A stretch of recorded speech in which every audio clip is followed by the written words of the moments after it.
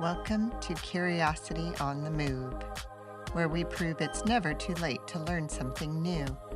I'm Lee, and I'm on a mission to try things I've always wondered about and to take you along for the ride. The world is full of skills, sports, hobbies, and adventures just waiting for curious minds like ours. And here's the bonus: learning new things isn't just fun, it's one of the best ways to keep our brains healthy and engaged as we age.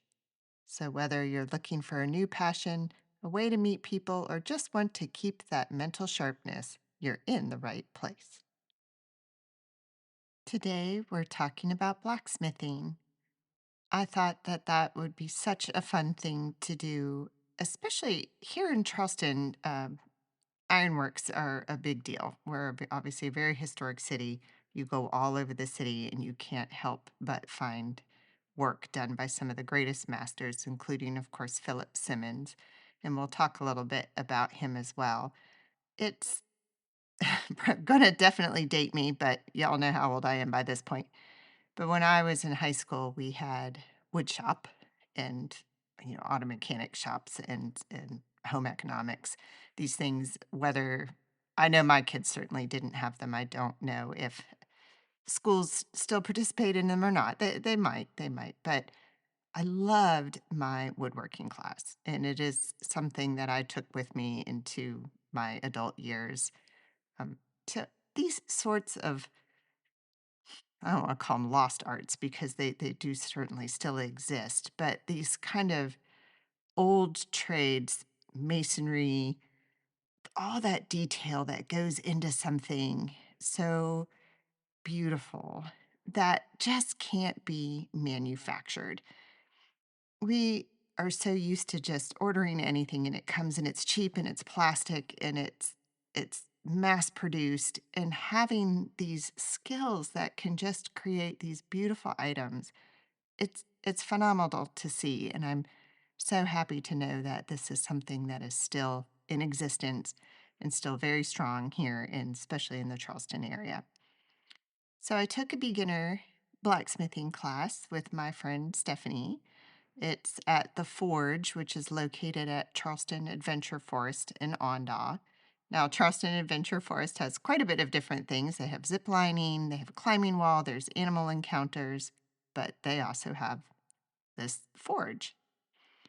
But I wasn't quite sure what to expect. I think in my head, I pictured, of course, that there would be some big, massive open coal fire going. It was a little cold this morning, so I was maybe looking forward to having a fire, but that's not what it actually happened to be. So it is a propane forge. There are propane tanks that are hooked up to hoses. I don't know why, but every once in a while, if it was the tanks or the forge itself, but it sounded like a wild turkey was calling. The forge itself is probably pretty small. It's probably maybe about the size of a microwave oven, I would say. It was open on both sides, so you can actually see the flame coming in when we would put the metal rods on the inside, which had a brick of some sort, and and you would lay the rods through and you could just watch them heat up, and it was amazing to see just how this rod of iron would just completely glow so red, almost, orangey yellow. And I was terrified to take it out at first. You've got these tongs, and the tongs are shaped in such a way where it makes gripping that rod very easy, but it's absolutely terrifying to think you're going to drop it on somewhere, or when you pull it out and turn around, someone's going to be standing there. So moving the rod from the forge to the anvil was a little bit stressful, frankly. But once you got the hang of it, it was wonderful to be able to see it just glow. And I had no idea how malleable that metal would really be. I think the instructor described it as Laffy Taffy. And frankly, that's probably a very fitting description of how that actually looks at a certain point. That the metal is so malleable as you're banging it away, and it's stretching and moving very similar to Laffy Taffy. Maybe not quite as elastic, but you get the picture. The anvil itself is something you think of, was straight out of the movies. So even though my idea of the actual forge wasn't quite m- what I had seen in the movies, the anvil and the hammer certainly were. So I wanted to learn, obviously, about blacksmith. I wanted to take the class, but I wanted to learn more about blacksmithing itself, and of course, who our instructor was. So our instructor was Will Hankinson of Hankinson Ironworks. He's spent years working with fire and iron. And during our conversation, he mentioned two things I wanted to learn a little more about. One was a one of a kind college right here in Charleston that trains blacksmiths alongside stone carvers and timber framers. And the next was more information about Philip Simmons, a man whose ironwork you've certainly walked past anywhere in Charleston, even if you didn't know his name. But before we get to either of those topics, I wanted you to hear from Will and how he got into blacksmithing. Just obviously basic starter questions. How did you even get into blacksmithing? So, it's a bit of an interesting story, I suppose. I didn't know what blacksmithing even was, and I was looking for my first job. I was about 14 years old. Applied at Chick-fil-A. I got the job. Applied with my best friend, and he did not get the job. And so I worked my first shift, which was the orientation shift, and then at the same time, my mom ended up running into a guy at a post office shipping off a knife that he made. So she got his contact info, and I was like, that's super interesting. So I reached out to him, I gave him a call, and I was like, hey, are you hiring? What do you do? Like, I would love to see what you do and all the things. And he turns out he runs this camp teaching kids how to survive in the woods and make things and make knives and all that kind of stuff. So I went and became a counselor for him, and then later on helped him build his workshop in his house, and then got a forge in my parents' garage and started making weapons to start off with, and then it transitioned into architectural work. So now I do full-time, do big architectural work and sculptures, gates, railings, all the kinds of things, and then on the side I do classes. Yep. So that's kind of my story there. Where was this guy's camp? It's in Allendale. So okay. So yep. It is something yep. local. Huck Finn School. Huck Finn School. Well, yep. I feel like I've heard of it. You might have. They're pretty popular, but he doesn't do any advertising. Yep. And how do you build a forge in your parents' garage? Like, what type of equipment would you need for that? So just the stuff that we have here, just a propane forge and a little anvil. And then after I got out of my parents' garage, I went to the American College of the Building Arts downtown Charleston. Okay. And it was a 4-year program, so I graduated with a degree in architectural ironwork. And we were working with much larger equipment and big, heavy things. And so right after that, started my own shop, and now I have most of those big things. I got a big power hammer that's 100 years old that I drove up to Virginia with my buddy to grab. We woke up at 4:30 in the morning, drove out there, picked it up, drove back, got back at 1 a.m., and it's a 3,600 pound machine. Pretty intense, but good times. That's crazy. So when did you kind of figure out this was more than just a hobby? Yeah. Really, once I decided that you can kind of make anything. Because if you look online, you just Google blacksmithing, you'll see a lot of little knickknacks, a lot of like small stuff. But once I really started figuring out you can really make anything, any scale, that's when I really got hooked. I've always wanted to be some sort of inventor or artist or somewhere in between, and blacksmithing is where I found that. So how did you end up based here then at Charleston Adventure Forest? That was family. So, oh, okay. Yep, it's a family business. My whole family runs a zip line. My sister her personal pets are all the animals in the it's not quite a petting zoo, but yeah, out here. And so I do the blacksmithing, and it just kind of worked out. Okay. Yeah, because there's clearly a lot out here. The climbing, Yes. the wall, the climbing wall, zip lining, the animal encounters, and then the forge. So Yes. it's a bit of an eclectic mix, but It that's is. kind of interesting. So, but for this and what we're going to be doing today in this class, kind of like walk me through what actually happens in the forge on a typical day. Yeah, so people will arrive. We make sure they sign their waivers, and then we go over some safety stuff, and then we light the forge. And then while the forge is getting heated up, we discuss what we're actually making, because there's different classes you can sign up for and different options within those classes. But it can also vary a little bit. And then we start rocking and rolling, start hammering it out. So, what is kind of a common misconception that people have before they get started? Um, Probably the amount of time it takes to actually make stuff. There are a lot of projects that I do for my larger business, Hankinson Ironworks, that takes thousands of hours. But for here, I mean, it takes the full 2 hours, and I guess it's hard to explain to customers and to people. Yeah, you're going to be hitting this one piece of steel for that long, and you'll probably love every moment of it. But that's how it goes. A lot of physical strength. That sounds like. What's the hardest thing to learn? I mean, obviously there's a lot of tools out here. There's a lot Yeah. of things you can do with it, but like for me today, we're just doing like a little 2 hour lesson. So, Yep. what would be the hardest thing that I'm going to have to do today to learn to do? Depends what you pick. Oh, true. So every item that you make is slightly different techniques. Probably keeping the bar square is tricky, especially when you start out with.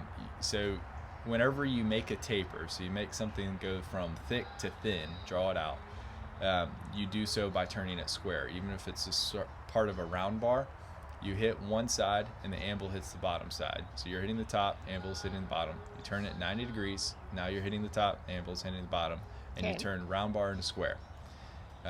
If you're hitting slightly off, it will turn into a rhombus.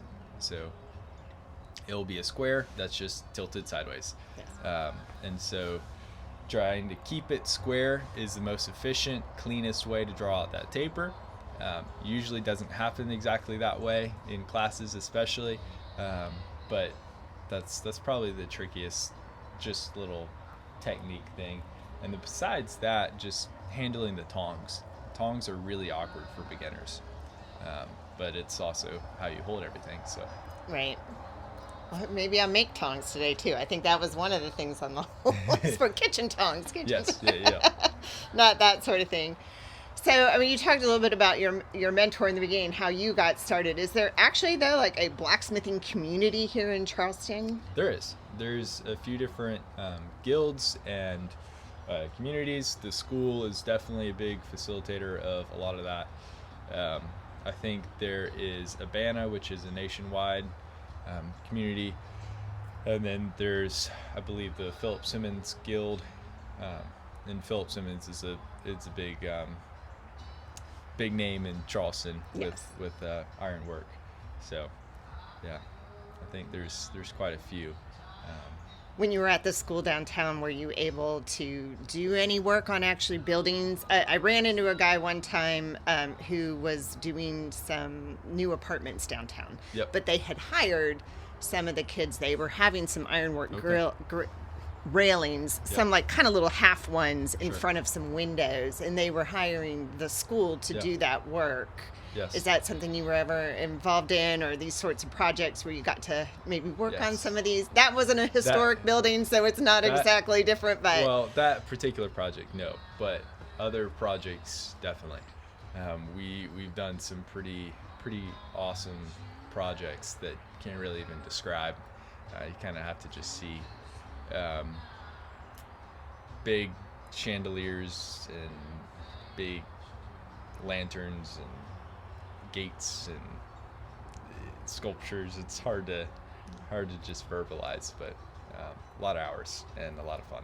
Is there any place downtown, like all the gates that you need to go through kind of the battery area down there and see all these fabulous gates that you've been able to work on? Like any street I can go peek at?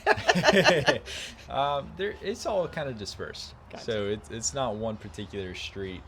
Yeah, and as far as being the maker of things like that, I every time I make a project, I am very happy, and happy with my work, but I also nitpick it a lot. I look over it and I'm like, oh, I could have done that better, or I should have done this or that. So Yeah, it's just human nature. yeah, it's human nature. So it's hard for me to look at something and go, that's fabulous. I can see it and I see all the techniques and I see the time that was put in. I'm like, that's good, but next time it'll be better.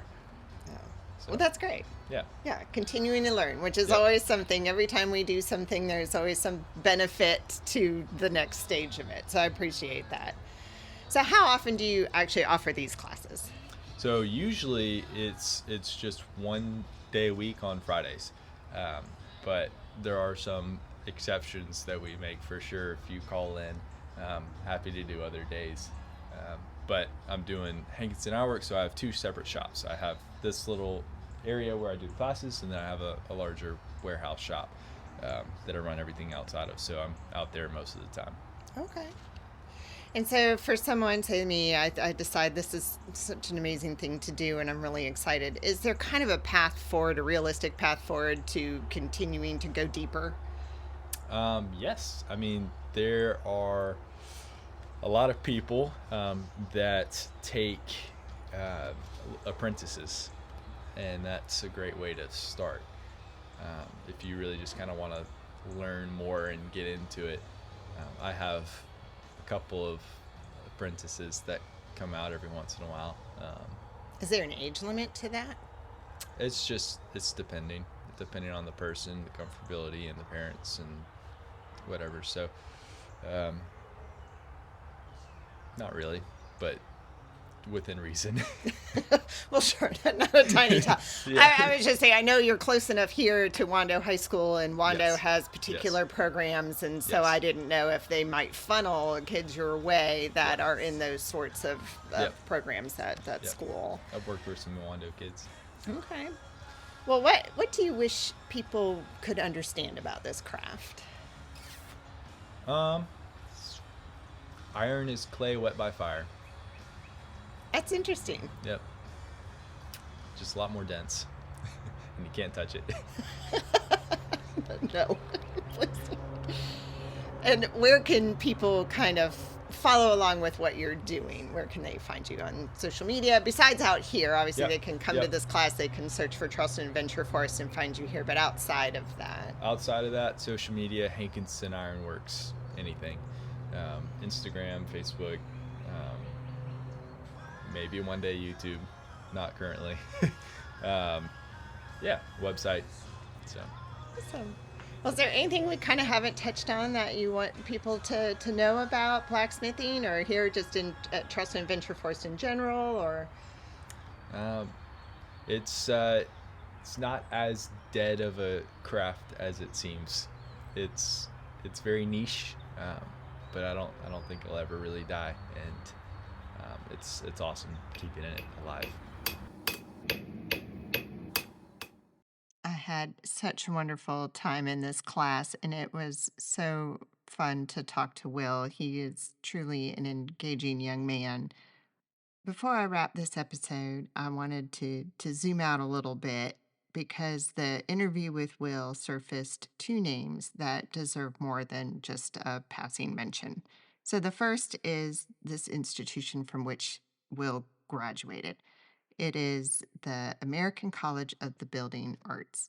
And you can find them online to learn a little bit more with them, but they're located right here in Charleston on Meeting Street. And they are the only college in the United States that grants a bachelor's degree in the traditional building trades.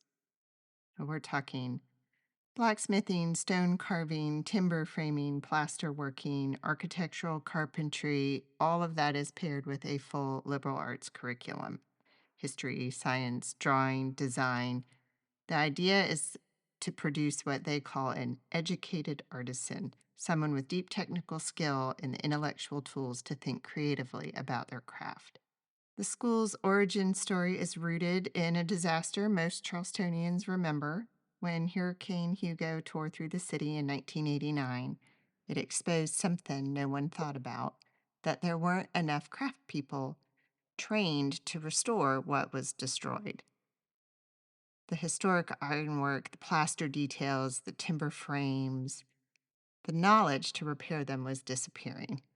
So in 1998, a group of founders set out to do something about it. Today, students come from more than 30 states, about a quarter are women, and most of them have already secured work in their trade before they graduate. The blacksmithing program specifically has a long association with a name we're going to talk about next, and that would be Philip Simmons.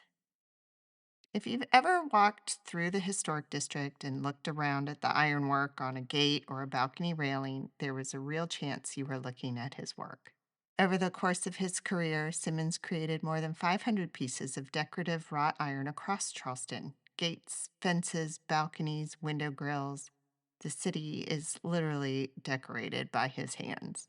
He walked into the shop of a man named Peter Simmons, who is no relation, who had been born into slavery and learned the trade from his own father. Philip asked for a job. Peter told him to come back when he turned 13, and on the day of his birthday, Philip showed up. He spent 5 years as an apprentice, became a full blacksmith at 18, and by the late 1930s had shifted his focus to decorative ornamental ironwork. His signature tight C rolls and S scrolls and sculptural elements pulled from the Low Country: palmetto trees, egrets, rattlesnakes, fish. His snake gate at the Christopher Gadsden House and a star and fish gate made for the Smithsonian are among his most celebrated works. In 1982, the National Endowment for the Arts gave him the National Heritage Fellowship, the highest honor the country can bestow on a traditional artist. He retired at 75 but kept teaching well into his later years. He passed in 2009. His home and workshop on Blake Street has been turned into a museum by the Philip Simmons Foundation. He also helped inspire the founding of the American College for Building Arts, which brings these two stories full circle: a master of the trade who passed it on, and an institution built to make sure it never disappears. If you want to explore his legacy yourself, you can visit the Philip Simmons Foundation at philipsimmons.us and the garden in his honor at St. John's Reformed Episcopal Church at 91 Anson Street. It was such a unique activity to do. Hammer and anvil haven't changed in millennia. You need to learn how to read the heat by color, judge the thickness by its resistance, really time the strike. The focus needed to create a piece is phenomenal. And the patience you have to put this piece of iron back into the forge, wait for it to heat up again, take it out on the anvil. You only have so much time to work on it before it's at a point that needs to go back in the forge.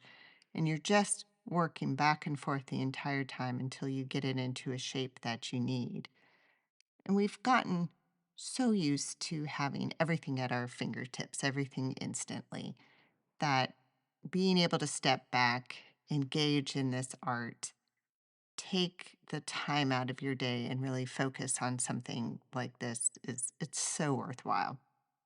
If you're interested in it at all, you can find the forge, like I said, at charlestonziplineadventures.com. You can find Will himself at hankinsonironworks.com. And if you're interested in the American College of the Building Arts, that's acba.edu. And Philip Simmons is at philipsimmons.us. Thank y'all so much for listening. I love doing this. I'm having such a great time. being able to go out and do all these activities, trying to convince my friends and family to do them with me. I hope that I've inspired you to go out and do these things as well. If you like this episode, please share it with a friend. If you'd like to see photos from the activity itself, you can find them on my Instagram at Curiosity on the Move.